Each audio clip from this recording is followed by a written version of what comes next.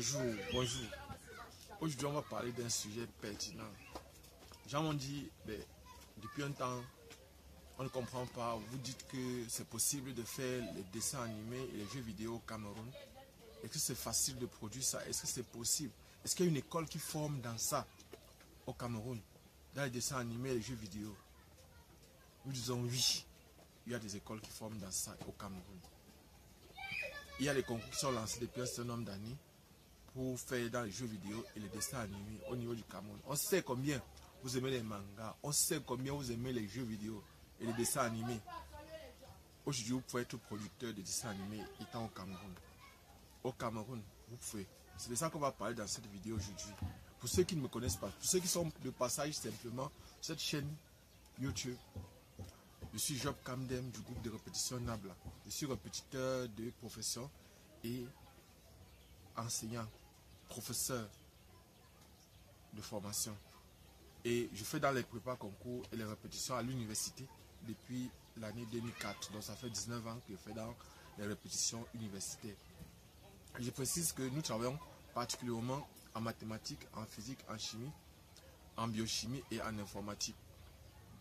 Et pour ceux qui veulent aussi encore avoir d'autres informations sur nous, nous faisons aussi dans l'entrepreneuriat agricole. Nous travaillons en apiculture, nous travaillons en agriculture.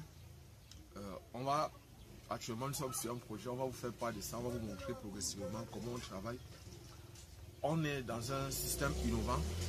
Nous, déjà au niveau des rendements dans les champs, nous proposons des techniques et des méthodes révolutionnaires qui permettent d'avoir de très hauts rendements, je précise bien, et qui permettent à l'agriculteur de vivre enfin de son métier, qui est de l'agriculture.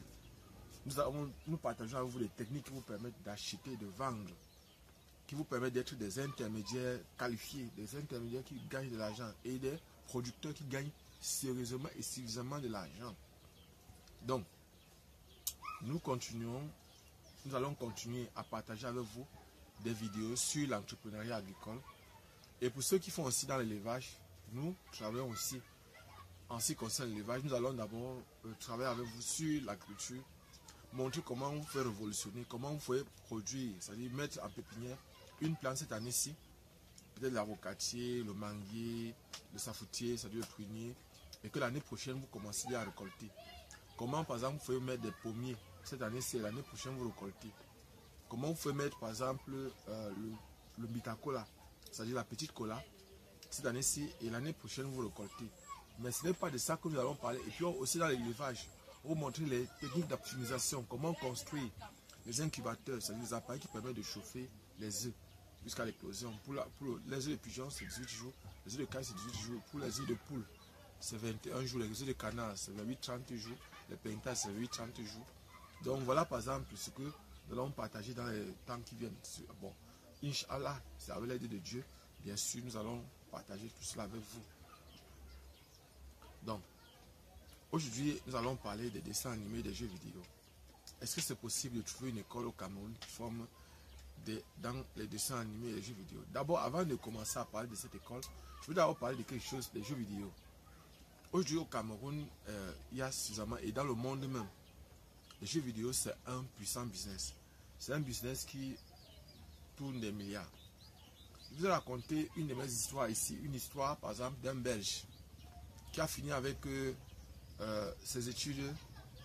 Il avait fait ce qu'on appelle le Master MBA, Master en Business Communication, Administration, Master in Business Administration, c'est-à-dire une MBA une MBA en administration. Et puis maintenant, ce qui s'est passé, c'est qu'il est allé déposer ses dossiers dans les entreprises pour un stage pré-emploi. Et jusqu'à là, il ne faisait que recevoir des échecs, c'est-à-dire on refusait carrément de lui faire le stage. Il s'est donc dit, qu'est-ce que je fais? Je vais le laisser comme ça, en perdant le temps comme ça. Pourquoi est-ce que je ne peux pas utiliser mon temps pour apprendre quelque chose? Il est donc allé sur Internet, il a cherché les logiciels gratuits, libres et gratuits. Il a vu donc le logiciel Blender, il a aussi vu le logiciel GIMP. Avec ce logiciel, pendant 6 mois, il vivait aux dépens de sa famille. C'est-à-dire ce sont les membres de sa famille qui lui apportaient de l'argent. Et c'est donc comme ça que, à un moment donné, il a maîtrisé GIMP et Blender. Et il a fait un premier jeu vidéo. Il a appris à dessiner et à animer sur Blender. Et c'est comme ça qu'il a fabriqué donc un premier jeu vidéo. Et ce premier jeu vidéo, il l'a mis sur Internet gratuitement. Je crois qu'il a eu près de 10 millions de téléchargements, si je ne me trompe pas. Et c'est bien comme ça que après, il a donc cherché à savoir comment est-ce qu'il pouvait faire pour gagner de l'argent grâce au travail qu'il venait de faire, c'est-à-dire grâce à son jeu vidéo. Donc comme ça qu'il a réfléchi, il a amélioré le jeu. Il a amélioré le jeu parce qu'il ne voulait pas mettre le jeu gratuitement. Il ne voulait pas faire que le jeu soit téléchargé gratuitement, continue à être téléchargé gratuitement. Il a amélioré le jeu et il vendait le jeu à 40 euros. 40 euros. Il a eu près de, je crois c'était près de 2 millions, près d'1 million de personnes qui ont acheté son jeu. Donc il s'est retrouvé à gagner près de, je crois c'était 40 millions d'euros. Et en 6 mois, il a fait en 6 mois 40 millions d'euros. Donc ça c'était un Belge qu'il a fait. Maintenant vous aussi vous faites gagner de l'argent grâce aux jeux vidéo en utilisant votre temps libre à bon escient, en apprenant comme il a fait. Il n'avait jamais planifié, c'est-à-dire qu'il devait gagner de l'argent grâce aux jeux vidéo. C'est arrivé comme ça. Et une fois, je crois que c'était en 2019, je suis allé au niveau du Cameroun, dans la ville de Yaoundé, à l'avenue Kennedy. Et j'ai vu des personnes qui vendaient des jeux vidéo. En fait, ce sont des jeux vidéo craqués, c'est-à-dire téléchargés de façon illicite et craqués, c'est-à-dire ils craquent le jeu et ils vendent. Il y a eu au moins 25 enfants qui ont acheté les jeux. Le prix minimal c'était de 5 000 francs. J'ai dit waouh, et c'est même ça qui m'a poussé à faire des recherches et à travailler à faire des investigations sur les jeux vidéo et les dessins animés parce que je voyais la façon dont ça pouvait rapporter de l'argent. Je dis près de 25 personnes, 25 enfants ont acheté et le prix minimal parce que quand un jeu, ils vendaient un jeu, ces gars-là vendaient un jeu à 5 000 francs. Donc lorsque vous voulez 2 jeux, 3 jeux, il faut vous vendre 3 jeux à 10 000. Ils ont acheté à combien? C'est du matériel qui est carrément numérique. Donc c'est pas quelque chose qui est matériel parce que c'est immatériel. Donc ils peuvent vendre la même chose à 1000 personnes, à 10 000 personnes. Ils ne dégradent pas la qualité de la marchandise, ça va rester sur la même chose, ça va rester intact. C'est ça l'avantage qu'il y a derrière cela. Donc, nous allons parler aujourd'hui des dessins animés et des jeux vidéo. Nous continuons avec ça. Au niveau du Cameroun, nous avons développé, j'ai développé avec certains de mes amis en 2014. On a développé par exemple, on avait beaucoup travaillé, on avait beaucoup évolué dans les jeux vidéo et les dessins animés. Et notre problème à l'époque, c'était un mode de paiement. Au Cameroun, par exemple, les paiements en ligne n'existaient pas. Les Orange Money, les MTN Money, tout ça comme ça n'existait pas à l'époque, en 2014, lorsqu'on travaillait sur le projet. Et en 2016, nous nous sommes découragés. Parce qu'en fait, on ne trouvait aucun moyen pour pouvoir gagner de l'argent. C'était comme aujourd'hui. La stratégie devait être différente. Parce qu'aujourd'hui, par exemple, il y a beaucoup de financements disponibles. Il y a beaucoup de personnes qui peuvent vous financer si vous commencez. Dernièrement, il y a de ça 3 jours, j'étais à Soie, à une veillée. Et je ne veux pas vous cacher, j'ai vu un étudiant qui m'a dit qu'il a développé des projets. En fait, je lui ai dit, s'il y a un projet sérieux, je serai prêt à lui trouver des financements. Je vous dis aujourd'hui, au niveau du Cameroun, par exemple, l'État du Cameroun peut vous financer. C'est possible. Il y a des financements, par exemple le FNE, le Fonds National de l'Emploi pour les jeunes. Il y a par exemple des projets au niveau du ministère de la Jeunesse où on peut vous financer. Il y a les projets au niveau du ministère des Postes et des Communications, on peut vous financer. Il y a des financements qui existent. Et même les gens de la diaspora qui peuvent vous financer. Aujourd'hui, par exemple, au niveau de la diaspora, il y a des personnes qui possèdent beaucoup de moyens et qui cherchent des projets dans lesquels ils peuvent investir leur argent. Je ne veux pas vous cacher, si vous avez un projet viable, si vous pouvez chercher un modèle jouable, c'est-à-dire vous essayez de faire votre jeu vidéo, même si vous n'avez pas encore terminé. Et c'est même intéressant que vous ne terminez même pas. Vous prenez une maquette, un modèle que vous avez fait, qui est déjà un peu jouable, et vous proposez donc gratuitement. Ce qui est sûr, grâce à ça, vous pouvez faire une vidéo et il y a des gens, des financiers vont sortir. Ça peut être des Africains, ça peut être des Européens, ça peut être des Occidentaux. Ce qui est sûr, il y a des personnes qui sont prêtes à financer votre projet de jeu vidéo ou de dessin animé. Pour les dessins animés, il suffira seulement que vous ayez une histoire intéressante et que vous sortez même seulement 1 minute. Vous n'avez pas besoin de sortir des épisodes de 20 minutes, non. Une seule minute est suffisante pour pouvoir chercher le financement. Parce que si votre dessin animé est intéressant, si l'histoire derrière votre dessin animé est une histoire intéressante, on va vendre. Vous allez vendre. Il y a les chaînes de télévision qui sont des clients. Il y a les salles de cinéma qui sont des clients. Il y a par exemple les grandes chaînes YouTube qui sont des clients. En fait, ce qui est sûr et certain, c'est que vous pouvez placer votre dessin animé sur une plateforme où les gens vont télécharger par exemple en payant. Vous pouvez par exemple placer votre dessin animé sur une plateforme où par exemple les gens s'abonnent.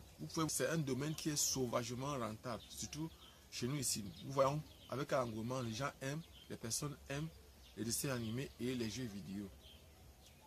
C'est un domaine très très rentable.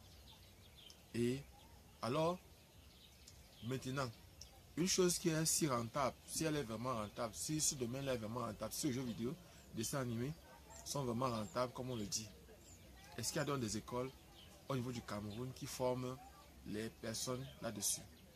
Avant de parler de ça, je voudrais parler de la visite du président Emmanuel Macron, son excellence Emmanuel Macron, président de la République française, qui est allé en visite à la RDC. Il a rencontré le président Tshisekedi, le président de la RDC, son excellence M. Tshisekedi de la RDC. Et pendant son séjour, il a parlé, il a dit ceci. Il est venu avec des personnes qui vont permettre à la RDC de développer les projets sur les dessins animés et les jeux vidéo. En fait, c'était des projets sur le numérique. Art numérique. C'est un domaine qui est sérieusement rentable. Et si le président français part au Congo démocratique, à la République démocratique du Congo, parler des projets sur le dessin animé et le jeu vidéo, c'est que c'est un domaine qui est sérieusement rentable et qui peut changer l'économie d'un pays, qui peut impacter l'économie d'un pays. Ça ne peut pas être de façon fortuite ou gratuite. Donc, il ne l'a pas fait pour rien. Il l'a fait parce que c'est un domaine qui peut rapporter beaucoup d'argent. Il n'est pas fou, il n'est pas bête. Il sait ce qu'il fait. Donc, or, au niveau du Cameroun, nos autorités ont pensé à ça avant. Parce que à l'École nationale supérieure polytechnique, il y a des choses comme ça. C'est-à-dire il y a des filières qui peuvent former des gens en dessin animé. Ça existe. C'est la filière art numérique au niveau de l'École nationale supérieure polytechnique. Je crois que c'est depuis 2017, 2018 ou 2019, quelque chose comme ça, depuis 2018, que la filière art numérique existe. Il y a art numérique où, par exemple, vous faites dans tout ce qui est art, les publicités, par exemple, certaines publicités sont faites à partir de ça. Vous pouvez faire des publicités grâce aux dessins animés que vous produisez. C'est-à-dire, et ce sont des dessins animés qui sont très souvent très intéressants à voir, très intéressants à suivre. Donc si personnellement, moi je pourrais vous donner un conseil, c'est qu'au niveau de l'École nationale supérieure polytechnique de Yaoundé, il y a une filière art numérique qui peut vous former donc, sur les dessins animés et les jeux vidéo. Cette filière existe. Et je précise que au niveau du Cameroun encore, ceux qui vont vouloir faire cette filière-là, le bac A peut faire peut entrer, bac B, bac C, bac E, presque tous les bacs scientifiques et littéraires peuvent faire ce concours-là, art numérique. Mais ce n'est pas parce qu'on a permis aux gens de bac A ou de DCE. Bon, il y a aussi des personnes qui ont le DCE et level qui peuvent aussi entrer, qui peuvent aussi faire cette filière-là. Et il faut savoir une chose aussi, c'est que c'est pas parce que nos autorités ont permis à tout le monde d'entrer qu'il faut s'amuser, qu'il faut savoir, qu'il faut penser que c'est une filière peut-être simple, facile, tout ça comme ça. Non, il ne s'agit pas d'une filière facile. C'est une filière qui est un peu difficile. Vous, si vous voulez entrer dans cette filière, vous devez savoir que vous aurez à travailler en informatique.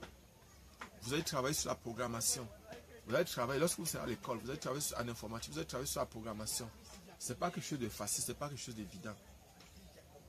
Ce n'est pas parce que vous avez eu le bac A que vous allez penser que si vous entrez à Polytechnique, vous allez vous amuser. Il n'y a pas d'amusement là-bas. C'est l'école d'ingénieur. Et on s'attend à ce que vous soyez créatif. Pour vous qui allez entrer et qui allez choisir cette filière-là, sachez que les lendemains sont meilleurs. Sachez que quand vous allez sortir, vous n'allez pas trouver, par exemple, parfois, les employeurs qui sont là pour vous attendre. Ce sera à vous de créer vos emplois. Ça sert à vous d'imaginer, d'essayer de voir comment faire pour améliorer, par exemple, les logiciels qui existent aujourd'hui pour les dessins animés et pour les jeux vidéo. Ça sert à vous de mettre en valeur, parce que au niveau de l'École nationale supérieure polytechnique, ce n'est pas seulement un numérique qu'on a créé, on a aussi créé l'humanité numérique. De quoi s'agit-il concrètement? L'humanité numérique, il s'agit de quoi? La filière humanité numérique va former les candidats, c'est-à-dire les candidats, les étudiants, par exemple, à prendre par exemple les sciences sociales. Prendre les sciences sociales et à voir comment par exemple numériser les sciences sociales ou la recherche dans les sciences sociales, comment numériser ça. Les sciences humaines, comment numériser ça. C'est ça que va parler par exemple l'humanité numérique. C'est-à-dire, c'est le lien entre les sciences sociales, les sciences humaines et l'informatique. C'est toutes sortes d'interactions entre les deux. C'est-à-dire, on peut maintenant prendre, par exemple, cela. On peut faire des grandes études. On peut faire, par exemple, des études. Je vais prendre un exemple sur, toujours en ce qui concerne l'humanité numérique ou l'art numérique.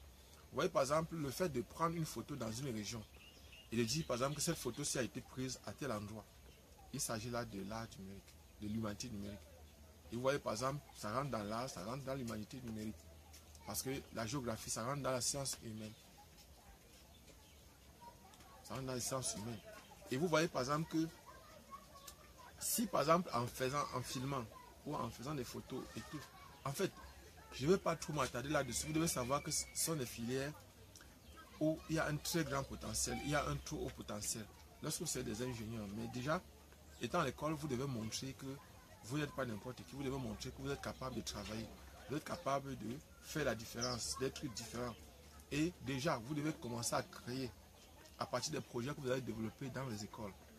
Vous devez voir s'il y a possibilité de vous réunir à 2, à 3, à 4, à 5, de travailler de façon bénévole pour pouvoir créer votre entreprise. C'est-à-dire créer, par exemple, si vous avez déjà un dessin animé ou un jeu vidéo que vous avez créé, si vous avez une application que vous avez développée, et il faut que ça soit une application pertinente.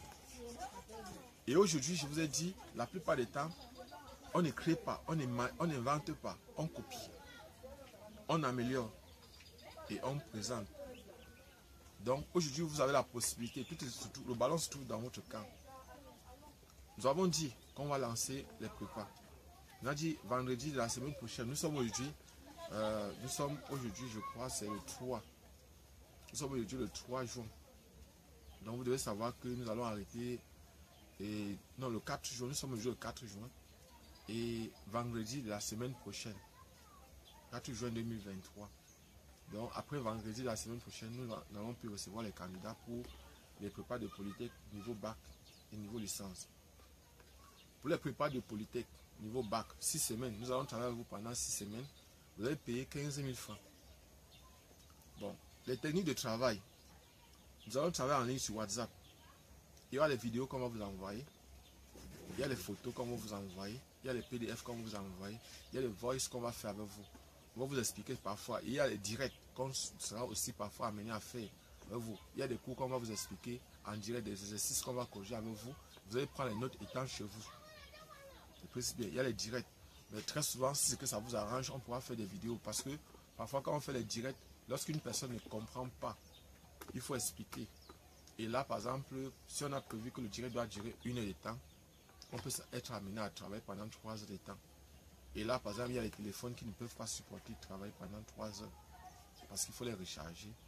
Et il faut s'apprêter aussi par rapport à la connexion Internet. Ça vaut aussi que ce n'est pas facile pour chez nous de se connecter. Et que parfois, il y a aussi les coupures de courant qui peuvent faire en sorte que les gens ne soient plus trop bien connectés. C'est la raison pour laquelle quand il y a, par exemple, bien que les gens ne se connectent pas à leur voulu.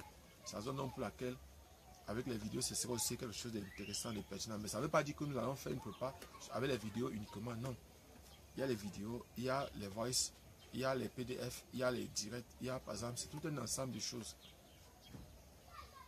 Donc pour ceux qui veulent s'inscrire, ceux qui veulent déjà s'inscrire, faites-nous signe. J'ai dit, le délai c'est vendredi de la semaine prochaine. Après vendredi de la semaine prochaine, nous ne pourrons plus prendre des candidats pour les prépas concours de l'École nationale supérieure polytechnique de Yaoundé. Le concours a été lancé. Et il va se dérouler le mois prochain, le 20 juin, le 20 juillet, 20 et 21 juillet, pour ceux qui font ingénieur ou art numérique et humanité numérique.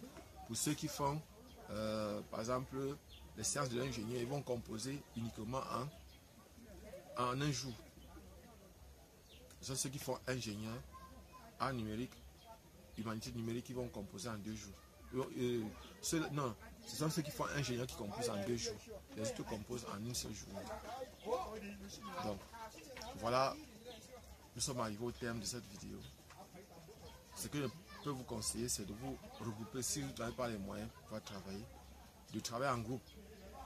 Ou ceux qui ont un peu de moyens, de chercher un groupe de prépa, parfois proche de la maison. Parce que l'avantage avec ça, c'est que ça va vous permettre de réviser, de rentrer chez vous, de réviser facilement. Nous, on va particulièrement travailler plus en ligne, mais nous sommes disponibles si vous voulez travailler en présentiel. Ce ne sont pas les seuls concours que nous faisons. Je précise, nous faisons uniquement les concours scientifiques. Les facultés de médecine, écoles des ingénieurs, les écoles des ingénieurs, les infirmiers diplômés d'état, sages-femmes et techniciens médico-sanitaires. On travaille aussi les écoles d'enseignants. Pour les écoles, on travaille aussi sur les concours d'entrée dans les écoles d'enseignants. Insectes, école normale supérieure. Et nous ne travaillons pas, par exemple, particulièrement sur certains concours d'intégration directe. On ne fait pas non plus les concours littéraires, comme l'IRIC, comme les STIC, comme par exemple... mais on peut vous donner les informations sur ces concours-là, comme les NAM. On ne prépare pas les gens pour ça. Mais le truc, c'est que beaucoup de gens ont pensé, même en tant que peut-être j'étais quelqu'un qui... C'est vrai, j'ai fait un peu de droit. C'est la raison pour laquelle certaines personnes pensaient que non, je ne suis pas... Je suis enseignant. J'enseigne les matières scientifiques. Abonnez-vous et partagez au maximum cette vidéo. Et apprêtez-vous pour le travail pour que dans les prochains jours, vous soyez par exemple à Polytech pour l'année académique, pour le concours de l'année académique 2023-2024. Partagez au maximum possible cette vidéo. Je suis Job Kamden du groupe de répétition Nabla à Yaoundé au Cameroun. On se voit prochainement. Ciao.